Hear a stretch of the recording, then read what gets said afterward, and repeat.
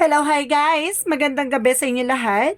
This is Shiva Masagari Channel, a faith healer, also mata reader. So ngayong gabing to natin ang nagsasabihin sa inyo ng ating mga gabay. This is a special gabay for the month of September 19 hanggang September 25 for the sign of Taurus.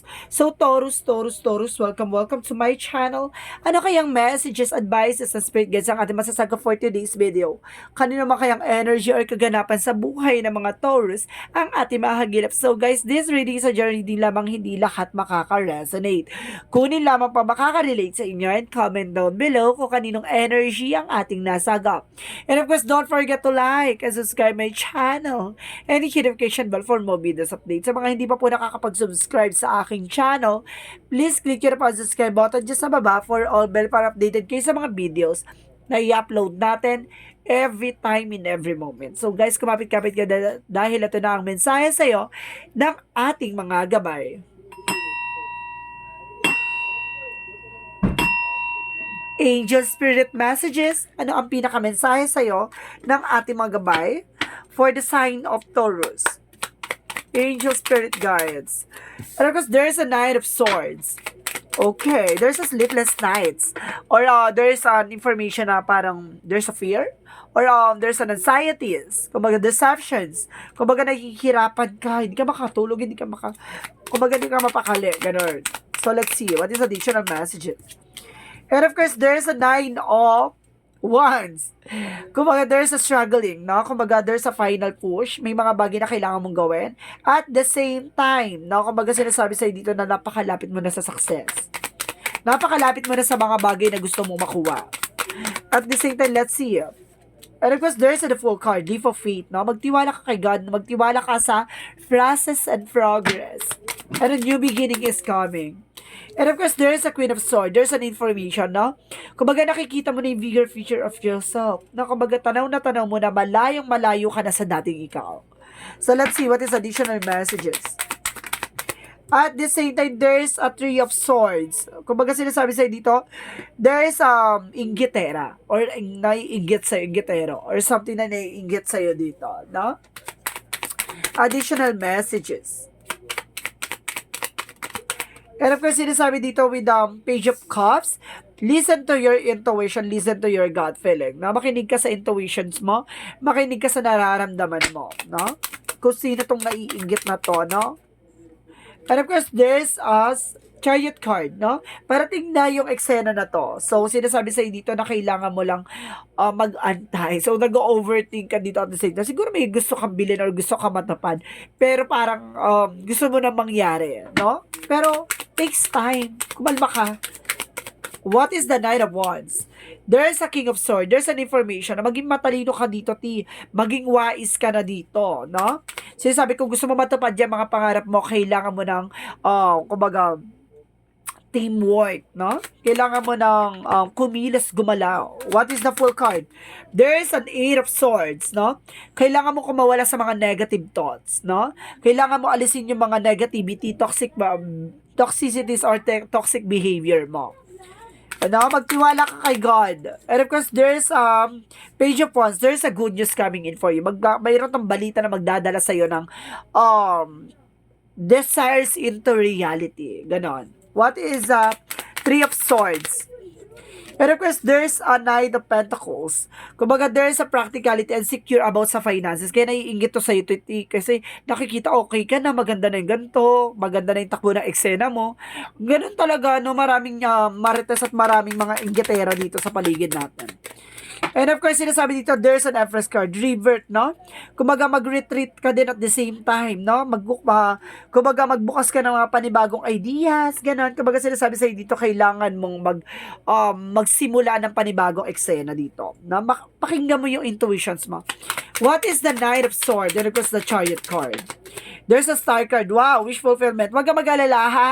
Sinasabi sa'yo dito, huwag ka nag-overthink kasi masyado kang napapagod yung isip mo. Nagkukos yan ng stress and anxieties. And kung sinasabi sa'yo dito, parating naman na yan. So, yung star na hinihiling mo, may isa sa katuparan mo. And of course, there's the word card. There's an information na may travel, communication, or something na, kumbaga around the world. Something na, kumbaga magpapabago ng mundo mo. So, what is the full card? And of course, the Eight of Swords. And of course,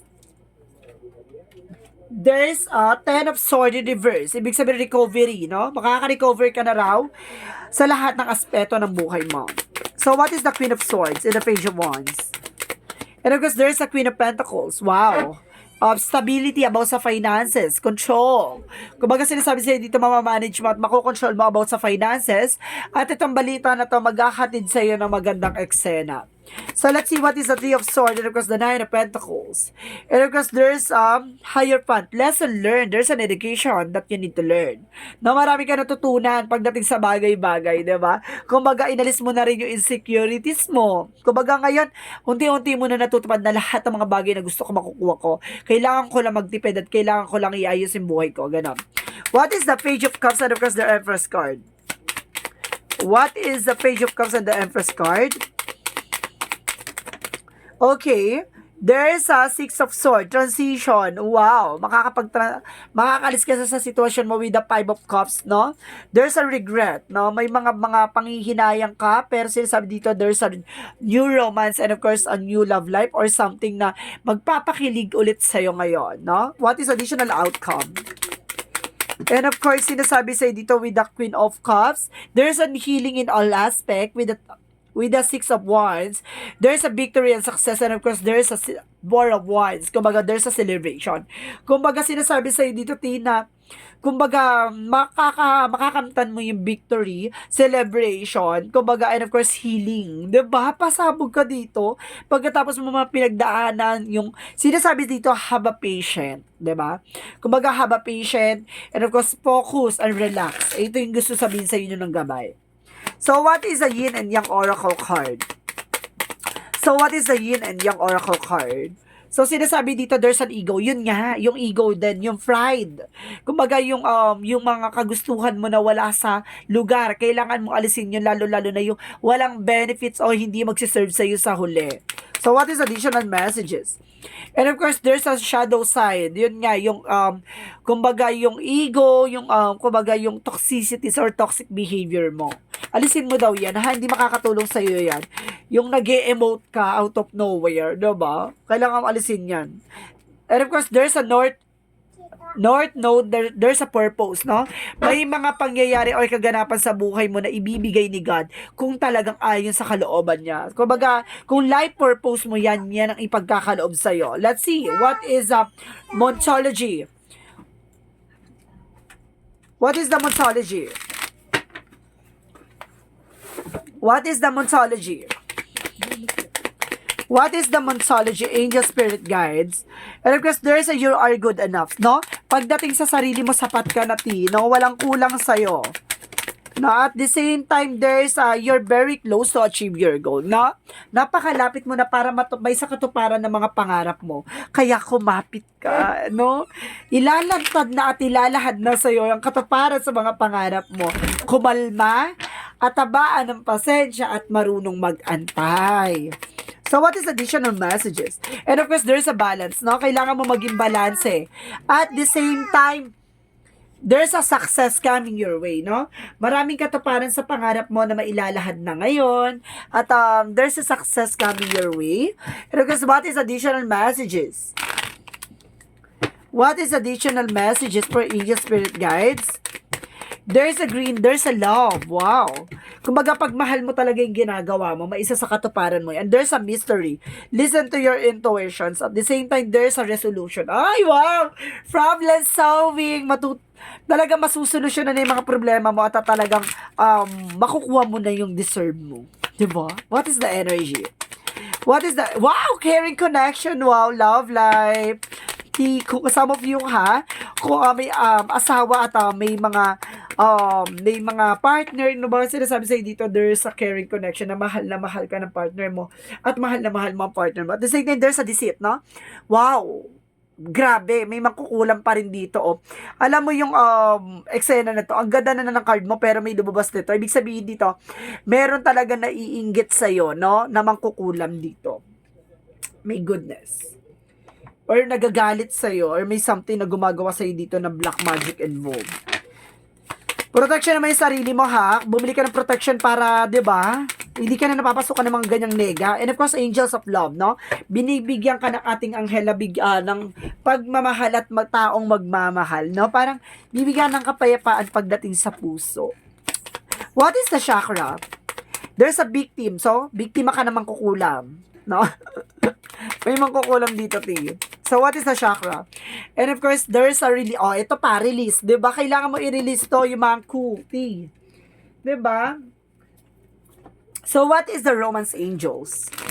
Yung inggit talaga, walang talagang paglalagyan kapag ano mo na, 'di ba? Walang gamot sa inggit walang gamot sa mga ganyan tao, 'di ba? Yung mga ganyan talaga dapat gigigil ako sa mga ganyan. Charis, very soon, no? Ibig sabihin dito clearly decide what you want so that it comes to know, no? To you now. So, ulit. Clearly decide what you want so that it comes to you now. So, ibig sabihin, kumbaga mag-decision ka at alisin mo yung mga blockages, alisin mo yung mga negativities, at magiging masaya ka na. Malapit na.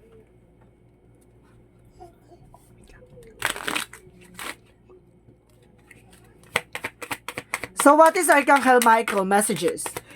It's time to leave the unhealthy situation. No, kailangan mo na alisin yung unhealthy situation. And of course, sinasabi dito, let go of fear now. Alisin mo yung takot at pangamba mo. Ha? Alisin mo na raw yung mga negativity dyan, team. There's a negativity talaga. What is the Archangel Raphael?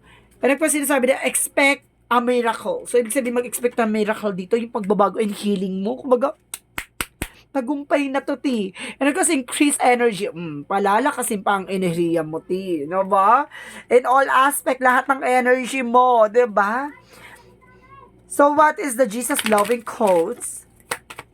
Sinasabi dito ng Jesus loving quotes, guides, let your light so shine before men that they may see your good works and glorify your Father which is in heaven. Ibig sabihin dito, ipagkakaloob sa iyo ni God yung mga bagay na kumbaga mangyayari talaga sa iyo, 'di ba? Kumbaga sinasabi dito, hayaan mong maging naturally, 'di ba? Yung yung mangyayari, 'di ba? Kumbaga sinasabi sa iyo dito na kailang organic ganon. Kumbaga sinasabi sa iyo dito na hayaan mo mangyari. Doon ka makikilala at doon ka magpapakilala sa mga sarili mong magawa. So, what is the angel's number? Angel's number represent a 15, I am wise. So, sinasabi dito, maging wise ka na. Maging wise ka na dito at maging matalino ka na, di ba? Kumbaga, dati siguro nagsakripisyo ka, marami mong pinagdaanan. Kumbaga, naging bulag at pipi ka sa mga nangyayari sa paligid mo, even dun sa family mo. Diba? Ngayon, kumbaga, bibigyan ka na ng masaganang buhay. Your love for others is powerful and you are able to spread your gift or support far and wide. Your curious and social natures bring you in contact with a variety of people. All who would benefit from you warm-hearted felt of words of wisdom, no? Kailangan maging wise ka dito, T. Maging matalino. And kung sinasabi dito, guys, there's may creative power. So, let's see.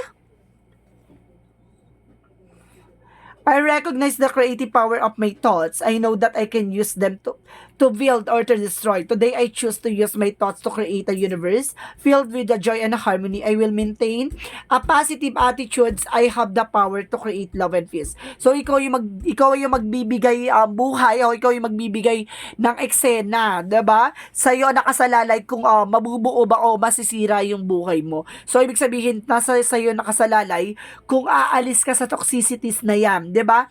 Kumbaga sinasabi sa iyo dito na kumbaga ipagkakaloob ni God yung para sa iyo, pero maging matalino at maging mapagmatsyag ka at maging kumbaga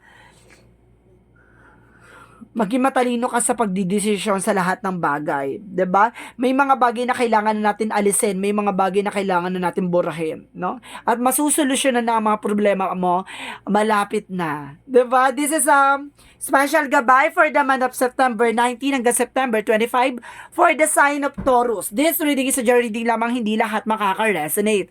Kunin lamang po ang makaka-relate sa inyo and comment down below kung kaninong energy ang ating nasagap. Maraming salamat guys and see you in the next video. Bye-bye and babush!